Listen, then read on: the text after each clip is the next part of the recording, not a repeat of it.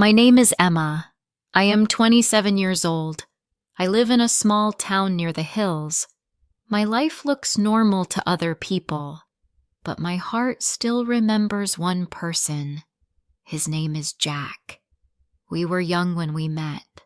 I was 19 and he was 20. We were at the same college. He played guitar in a small band. I loved watching him. He made jokes.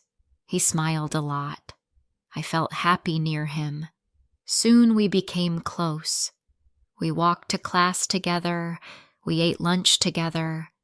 He listened to my stories. I told him my small dreams. He said, "You're smart. You can do anything." I believed him. I believed in us. One night he kissed me. It was simple, soft, real. That night I thought, this is love. And for a while, it was. But life changed. After college, Jack moved away. He had to help his father's farm. I stayed in town to work. We promised to stay close. We called each other. We sent messages. But time passed. The calls stopped. The texts came late. Then one day, nothing. I asked, "Why did you stop?" He said, "Life is hard right now." That was the last thing he said. He did not say goodbye. I cried that night. I cried for many nights. Years passed. I worked at a small office. I talked to clients on the phone. I smiled at my boss. I did my job. But my heart felt slow, like it was waiting. Sometimes at night, I would lie in bed and talk to him in my mind. I said things I could never say out loud. I asked, "Why did you leave me?" I said, "I still think of you." But no one heard. People said, "Move on." I tried. I even dated once. It didn't last. One guy said, "Your heart is somewhere else." He was right. Last year, I met a man at work. His name was Ryan. He was younger, fun, and full of energy. He made me laugh. I liked being around him. It felt nice to be seen. We had lunch together a few times. We went out for coffee once. He touched my hand. He looked into my eyes, but my heart didn't move. I smiled, but it didn't feel real. One day, Ryan said, "Do you like me?" I opened my mouth, but no words came. He looked at me for a long time. Then he said, "You still miss someone?" I nodded. He smiled, but it was a sad smile. "I hope one day you let him go," he said. Then, last month, something happened. I heard Jack's father passed away. The news came from a friend. "Jack is back in town," she said. My chest felt tight. I asked, "Is he okay?" She said, "I don't know." He looked sad. I didn't know what to do. I wanted to see him, but I was scared. What would I say? What would he say? I waited. I didn't try to find him, but life has strange plans. One Saturday, I was walking home from the store. I carried a bag of apples. I turned the corner and stopped. He was there, Jack, standing by his truck. He looked older, tired, but still him. He saw me. Our eyes met. We both froze. Then he gave a small smile. "Hey," he said. My hands shook a little. "Hey," I said back. We talked for a few minutes. About the weather. About his dad.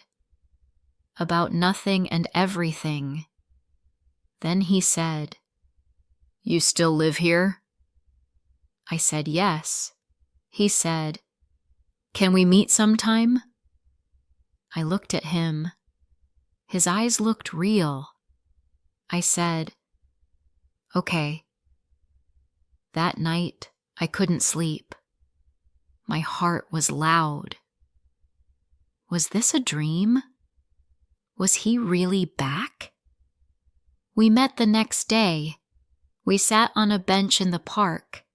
He said, "I miss this place." I asked, "Why did you stop talking to me?" He looked down. "I was scared," he said. "Scared of what?" I asked. He said, "Scared of losing you if I couldn't give you a good life." I felt angry, sad, and full of questions. "You left without a word," I said. "I thought you stopped loving me." He looked at me. "I never stopped." Those words stayed with me, even after I walked home, even in the silence of my room, even as I closed my eyes. I didn't know what to believe, but one thing was clear. My heart had waited too long. The next morning, I stood by my window and watched the sky. My tea was cold in my hand. My mind was full of Jack. I thought of his voice. I thought of his eyes when he said, "I never stopped." At work, I could not focus. Ryan saw me in the break room. "Are you okay?" he asked. I said yes, but he knew the truth. "Is he back?" he asked softly. I nodded. He gave a small smile. "Then you must do what feels right," he said. He walked away. I felt sorry. He was kind. But he was not Jack. That evening I sat on my bed. My phone was in my hand. I wanted to text Jack. But what would I say? "I miss you? I love you?" I waited a long time. Then I typed 3 simple words. "Can we talk?" And I pressed send. Jack replied the next morning. "Yes, I want to see you." My hands shook a little as I read his message. I took a deep breath and wrote back, "Let's meet at the lake." It was the place we used to go when we were younger. It was quiet. It was ours. The lake was still the same. Calm water, soft wind. A few birds flew over the trees. I sat on the bench and waited. After 10 minutes, I saw Jack walking toward me. He looked nervous too. We didn't speak at first. We just looked at the water. Then he said, "I think about you often." I looked down. "Why didn't you come back sooner?" I asked. He said, "I thought you moved on. I saw your photos online. You smiled. You looked happy." I gave a small laugh. "Photos are easy. Real life is harder." He nodded. "I was wrong," he said. "I should have called. I should have come back." The wind touched my face. I looked at him. "You hurt me," I said. "You left me without a goodbye." He closed his eyes. "I know. I regret it every day." His voice was soft, but full of truth. We talked for an hour. about the past, about his father, about my job, about Ryan. I didn't say much about Ryan, but I saw something in Jack's eyes, a small fear. I tried to move on, I said, but my heart didn't want to forget you. Jack looked at me. I felt the same. A few days passed. We met again, this time at a small cafe near the river. We sat outside. The sun was warm. Jack looked better, lighter. We talked about music, about food, about silly memories. We laughed. It felt easy. It felt safe. After coffee, he said, "Do you want to come see the house?" He now lived in his father's old place. I said yes. The house was quiet, simple, full of old things. He showed me his room.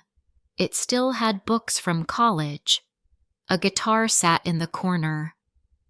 "Do you still play?" I asked. He smiled. "Not much, only sometimes." He picked it up and played a few notes. I smiled. It felt like yesterday. He showed me the kitchen, the garden, and the small back porch. Then he said, "Wait here. I want to show you something." He went into another room. When he came back, he held something in his hand. It was an old photo of us. We were sitting on the grass. I was laughing. He looked at me, not the camera. "I kept this," he said, "all these years." I felt tears in my eyes. I didn't cry. I just looked at him. "Why now, Jack? Why come back now?" He sat beside me. "Because I lost my father, and it made me think about life, about time, about you." We sat in silence for a moment. Then I said, "You know I still care about you." He looked at me. "I know. I feel it." But I was still scared. What if we try again? And it doesn't work? He touched my hand. Then we try again and again until we get it right. His hand was warm. His voice was calm. And in that moment, my fear was still there. But so was hope. That night, I walked home slowly. I didn't want to rush anything. I needed time. I needed to feel everything. Ryan texted me, "Hope you're doing okay." I replied, "Thanks. Just need space right now." He didn't ask more. I was glad. He deserved truth, not silence. The next few days, Jack and I met often, short walks, simple dinners. He didn't ask for more. He gave me time. He just showed up. And that meant more than words. One evening, I told him something I never said before. "I used to write to you. Not real letters, just thoughts, in my mind, before I slept." He smiled. "I did the same. Every time I missed you, I said your name." I looked at him. "Why didn't you say it out loud?" He said, "Because I was a fool." We both laughed. Then we just sat there. No big words, no big promises, just silence, full and true. One evening we walked to the old schoolyard. It was quiet now. No children, no sound. Just the two of us. Jack looked at the swings and smiled. "Remember this place?" he asked. I nodded.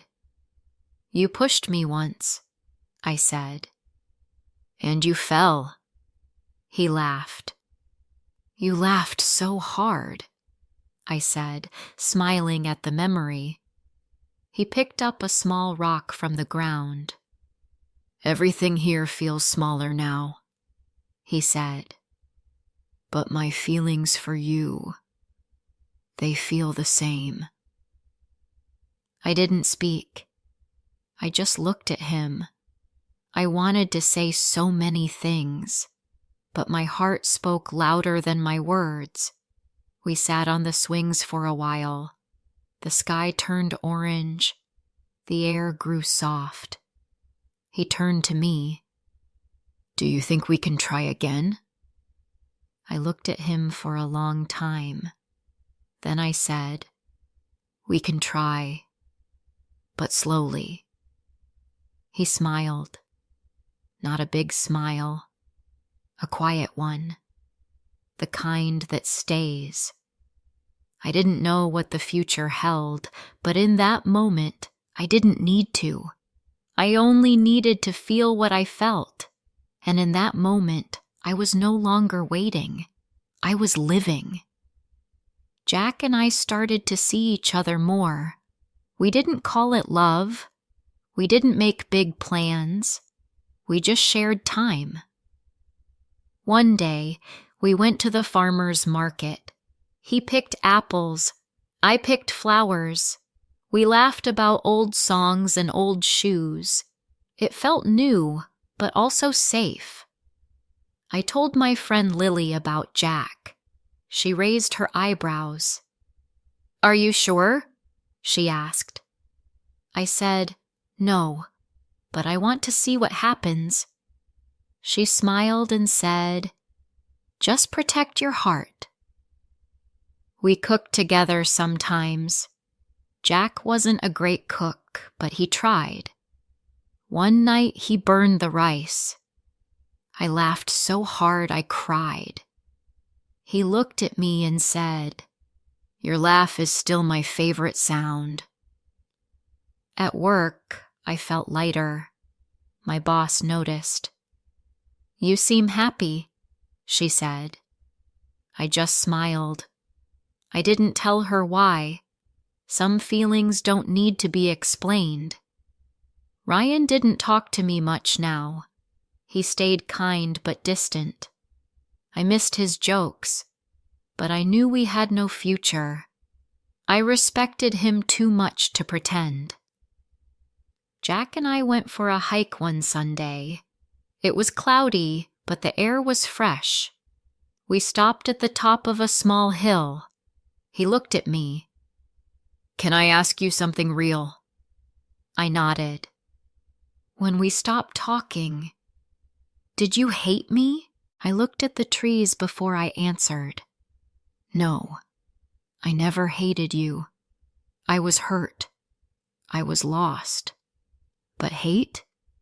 No." He sighed.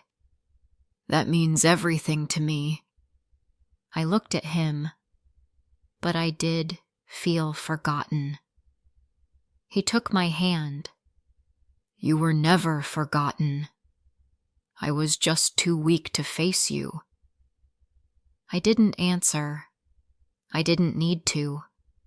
Some truths are quiet. Some wounds take time. Later that day, I found a small gift in my bag. It was a book we used to read in college. A simple love story. I looked at the cover and smiled. He didn't leave a note. He didn't need to. As days passed, we grew closer. Not in big ways, but in soft steps. He came to my door with coffee. I helped him clean the garage. We didn't say love, but it was there. in the way he looked at me, in the way I waited for his messages. One evening, we sat in his garden.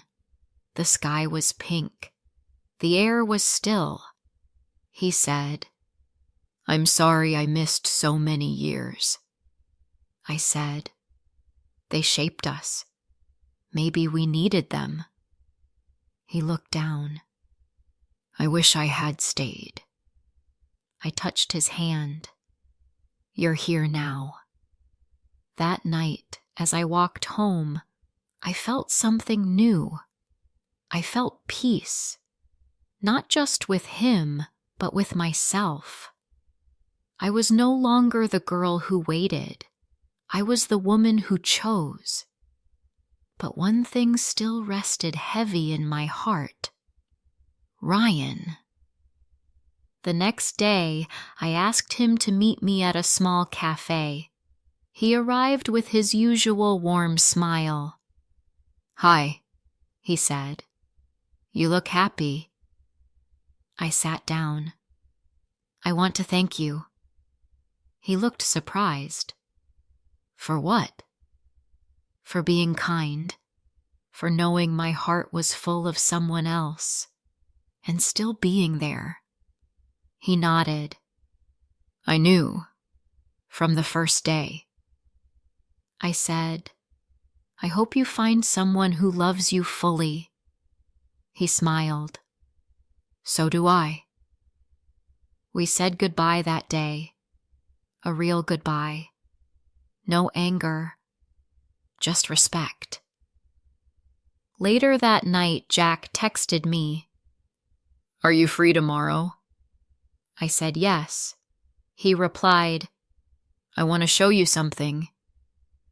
The next day, he took me to a small piece of land near the hills. The grass was tall. The view was wide. "My dad wanted to build something here," he said. "But he never did." He looked at me. "I was thinking, maybe we could grow something here. Together." I didn't speak. I just smiled. A real smile. The kind that starts deep and spreads wide. I walked across the field slowly, touching the tall grass with my hands. The wind was gentle. The sky was soft blue. Jack stood behind me, quiet. I turned to him and asked, "Why this place?" He said, "Because it's quiet. It's open. Like us now." I felt my heart beat faster. "What do you want to grow here?" I asked. He smiled. "Maybe some trees. Maybe a garden. Maybe a new life." I looked at him for a long time. He was not the boy I once loved. He was a man now, tired, wiser, but full of heart. "I don't need big things," I said. "I just want to feel safe." Jack nodded. "That's what I want too." We walked back to his truck. He opened the door for me. It was a small thing, but it mattered. I looked out the window as we drove. The town passed by slowly. Every street held a memory. When we reached my house, I turned to him. "Thank you for coming back." He looked at me and said, "Thank you for still being here." I got out of the truck. My feet touched the ground, but my heart felt light. Weeks passed, and things between Jack and me felt easy. We didn't rush. We met in the evenings. We talked about small things.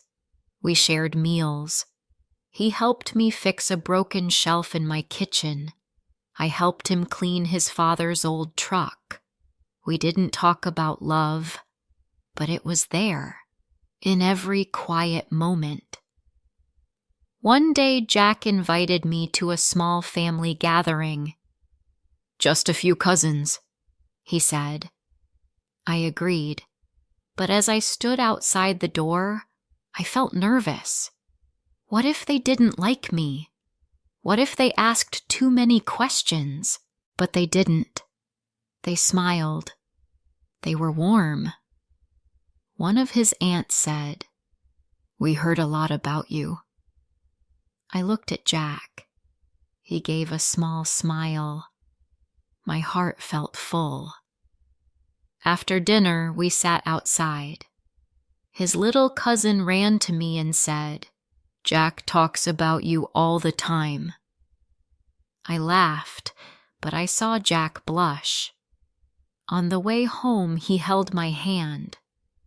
"I want you in my life," he said.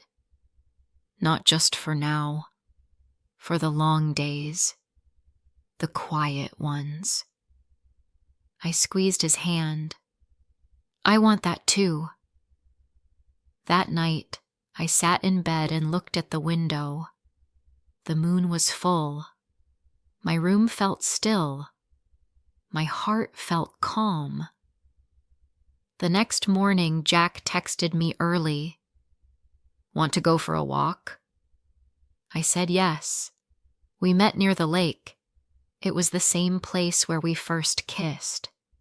The same place we came back to. We walked slowly. We didn't say much. Then Jack stopped. He turned to me.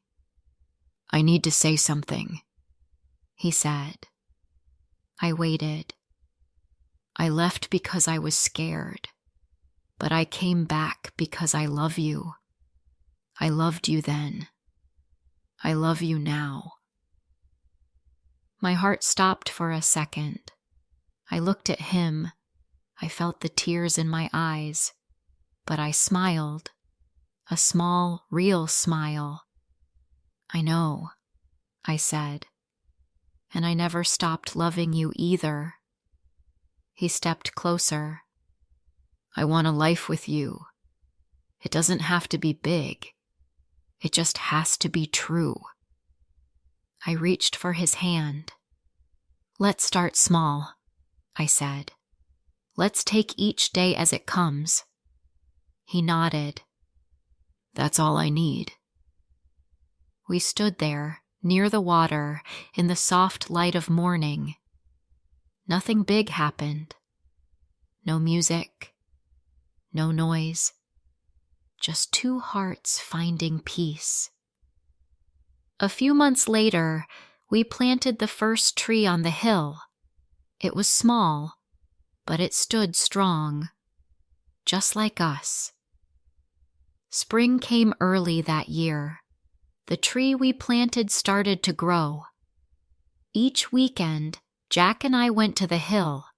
We brought water, small tools, and simple dreams. It became our place. Quiet, warm, full of light.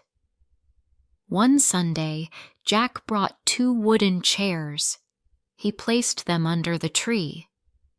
"Now we can sit and watch it grow," he said. I smiled. "Like us," I said. But not every day was perfect. One evening, Jack got a call. It was from a company in another city. They offered him a good job, more money, better hours, a new life. He told me that night. "They want me to move next month," he said. My heart sank. "Are you going?" I asked. He looked at the floor. "I don't know." I stood up. "I thought we were building something here." He came close. "We are, but this is a big chance." I looked away. "Then take it. I won't stop you." That night, I couldn't sleep. My heart felt heavy. I thought we were healing. I thought this time was different. The next day, Jack came to see me. He looked tired. "I didn't sleep," he said. I nodded. "Me neither." He sat beside me. "I don't want to lose you." I said, "Then stay." He held my hand. "What if this is the only chance I get?" I pulled my hand away. "Then go. But don't ask me to wait again." We sat in silence. No words. Just fear and pain. That week, we didn't speak. I focused on work. I stayed home. The tree on the hill stood tall, but I didn't go see it. Then, one morning, I found something on my porch. It was a small box. Inside was a photo, me and Jack by the tree, and a note. I made my choice. I'm staying. I ran to the hill. Jack was there, sitting on the chair, waiting. "I turned down the job," he said, "because a new city means nothing without you." I sat beside him. "Are you sure?" He nodded. "This is our life. I want to build it with you." I felt a tear fall. I didn't wipe it away. "You came back twice. I guess that means something." He smiled. "It means everything." That summer, we built a small shed on the hill, a place to keep our tools, a place to rest. One evening, we painted it together. White walls, blue door. Later, we sat on the porch and watched the sunset. Jack looked at me. "Do you still think about the past?" I said, "Yes, but it doesn't hurt anymore." He touched my hand. "Because we're here now?" I nodded. "Yes, because you stayed." The tree grew taller with time. So did our love. And one day, under that tree, Jack asked me, "Will you grow old with me here?" I looked at him and smiled. I already started.